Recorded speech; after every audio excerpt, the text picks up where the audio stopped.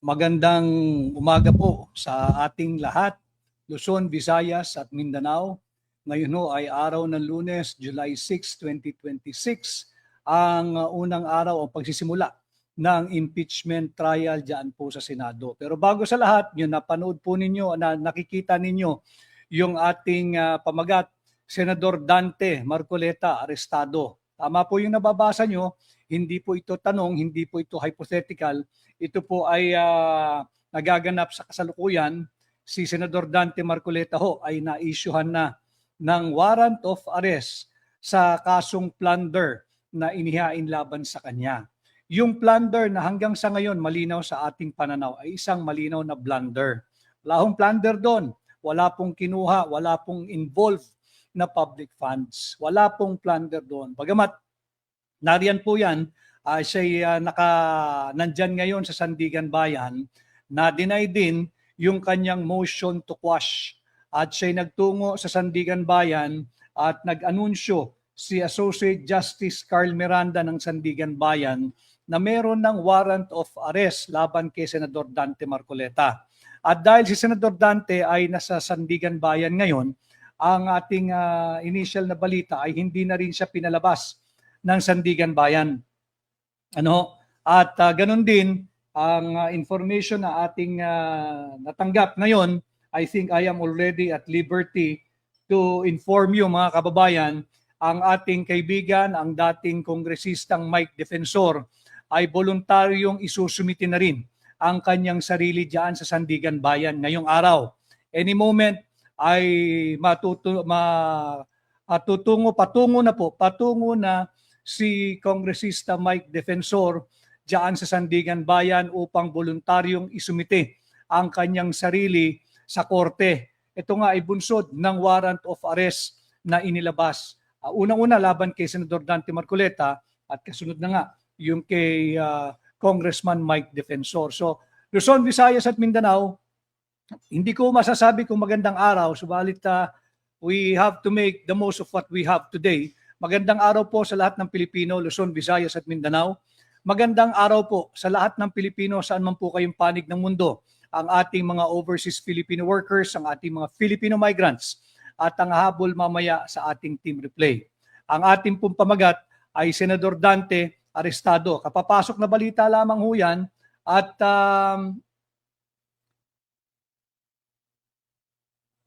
tama si Jolen Oliverio Mirasol. Wala si Senador Marcoleta sa impeachment ni VP. Napakagaling ng attorney sana para sa impeachment ni VP. At hindi natin sisisi ang mga maraming pananaw ng kapwa natin Pilipino, kagaya ni Jolen Oliverio Mirasol. Ito ba'y sinadya itinaon sa pagbubukas ng impeachment trial mamayang hapon para wala nang kayang makipagdebate or mag-raise ng issue of law or issue of facts, questionin niya, magko-cross-examine siya, magtatanong siya dyan. Kaya ba yan ay itinaon yung kanyang warrant sa araw na ito, July 6, itinaon sa pagbubukas mamaya ng impeachment trial para wala ng isang abogado na skilled in litigation, na maalam sa batas, na marunong sa saligang batas, at hindi basta-basta mapapaikutan ng mga Bendalo boys diyan sa Senado. Kaya mga kababayan, ito po yung nakakalungkot na balita ay inilabas na ang warrant of arrest laban kay Senador Dante Marcoleta ngayong araw. Diyan sa Sandigan Bayan, ito ay inanunsyo base sa isang newsfeed ni Associate Justice ng Sandigan Bayan, si Associate Justice Carl Miranda, at nandoon na rin si Senador Dante Marcoleta sa Sandigan Bayan, hindi na pinalabas. Pag hindi ka na pinalabas, restrained na ang movement mo, detention na yan. At ganun din ay si aking kaibigan, si Congressman Mike Defensor ay patungo na rin sa Sandigan Bayan, uulitin ko upang voluntaryo, kusang loob na isumiti ang kanyang sarili sa Sandigan Bayan. Hindi na siya kailangan hanapin ng mga law enforcement. Kusang loob na siyang nagtungo diyan sa Sandigan Bayan. Meron magpadala sa akin ng isang video. I'm not sure kung pwede kong ipakita ito. Yung nagpadala, baka pwede mo akong abisuhan kung pwede kong ipalabas ito. A very nakakalusaw ng, actually nakakagalit na ho ito. Hindi ko na alam kung ano ang gagawing reaksyon ng sambayan ng Pilipino rito. Tama si Gina Angeles Dalio, sobra na sila. Yung nagpadala ng video, kung pwedeng, kung meron akong pahintulot ilabas ito, yung struggle ng isang ama na kinakailangan mo magpaalam sa iyong anak dahil nga tutungo ka na haharapin mo yung panggigipit na iginagawa sa iyo. At kung may pahintulot ako, ipapalabas ko ito para lang humakita ninyo na maantig kayo sa kalunos-lunos na kalagayan ng ating bansa ngayon sa ilalim ng isang tyrant or a dictator leader na si Bongbong Marcos. So ito yung balita natin ngayon. Denied yung motion to quash ni Senador Dante Marcoleta.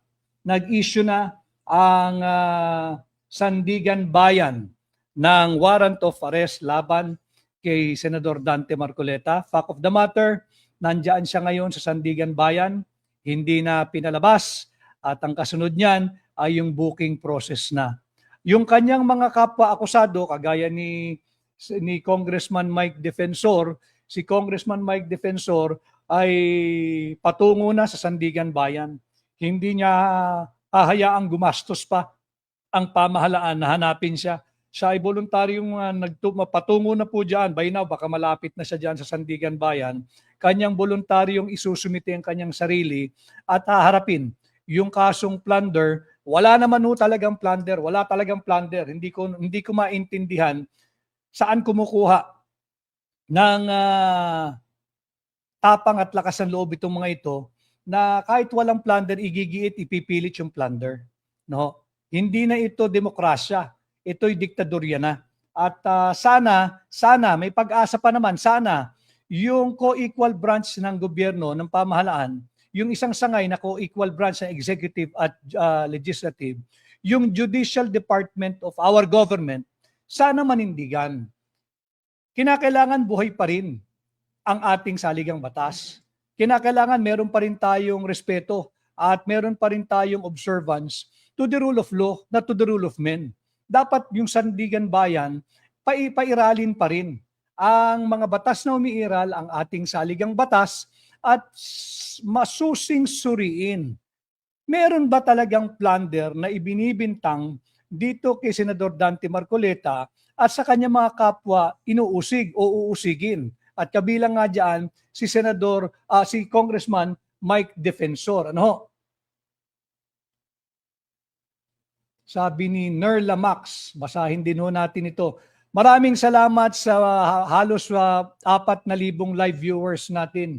Patuloy po kayong mag-engage, mag-like, mag-comment, mag-react, mag-share po kayo. Basahin po natin yung inyong mga komento, kagaya nito ni Hanif Balyamen, selected justice, o baka ibig niya sabihin selective justice. Maraming salamat sa mga kasama natin. Patuloy po kayong patuloy po kayong mag-comment at babasahin po natin at ipopost po natin yung inyong mga comment.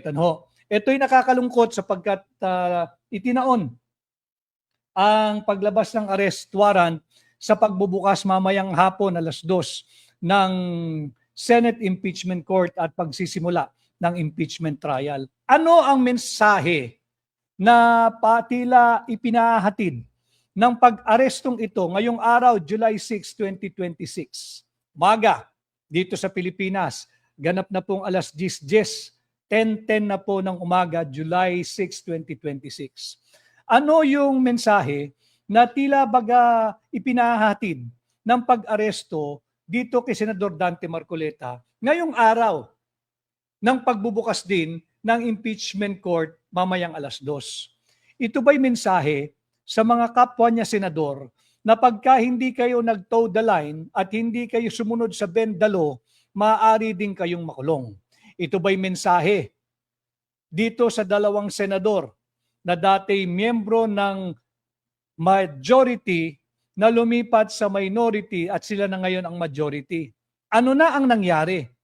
Doon sa nakaambang kaso laban doon sa dalawang senador na dapat sana'y nauna pang nakasuhan o makakasuhan kesa kay Senador Dante Marcoleta.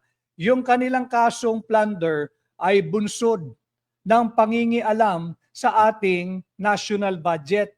Yung kanilang kasong plunder ay bunsod ng kanilang pakikialam at pakikisawsaw diyan sa flood control projects, diyan sa ghost flood control projects, diyan sa flood control funds anomaly.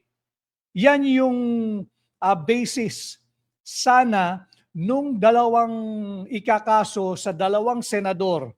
Subalit ang kanilang paglipat sa ngayong majority ay hudyat na sila ay absuelto na. At yung taong naninindigan para sa saligang batas at para sa katotohanan at para sa rule of law, katulad ni Senador Dante Marcoleta, ngayon ay nahaharap sa isang non-bailable. Ang warrant of arrest hindi pa malinaw kung merong recommended bail o ang pinataw ay non-bailable na rekomendasyon kaya makukulong si Senador Dante Marcoleta. At kaugnay niyan, kukuha pa tayo ng ibang information kung ano man papasok. Si Mike Defensor ay papunta na rin sa Sandigan, kagaya ng aking nasabi kanina. At siya ay voluntaryong susumiti ang kanyang sarili sa jurisdiksyon ng Sandigan Bayan. Kagaya ng kaso kay Senador Dante Marcoleta, paano naging plunder yung campaign contribution? Paano nagkaroon ng plunder ang isang pribadong mamamayan kagaya ni Mike Defensor kung hindi naman siya nakipagsabwatan, walang connivance upang magnakaw ng milyong-milyong pisong halaga ng pera na nagmumula sa kaban ng bayan. Malinaw po yan, walang plunder yan.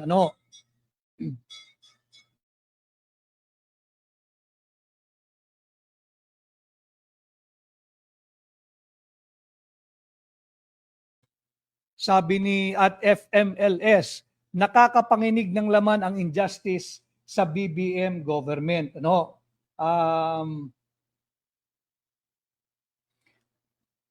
Lagyan natin ng konteksto itong naganap ngayong umaga bago pa man magsimula yung officially and formally yung impeachment trial mamayang 2:00 po ng hapon dyan sa Senado. Si Vice President Inday Sara Duterte is the convenient scapegoat. Scapegoat ng inefficient at bangkaroteng Marcos Jr. administration. She, the Vice President, is unfairly blamed. Together with her father, President Rodrigo Roa Duterte, they are unfairly blamed to cover up for the greed and the corruption that is the trademark, the hallmark of the Marcos Jr. administration.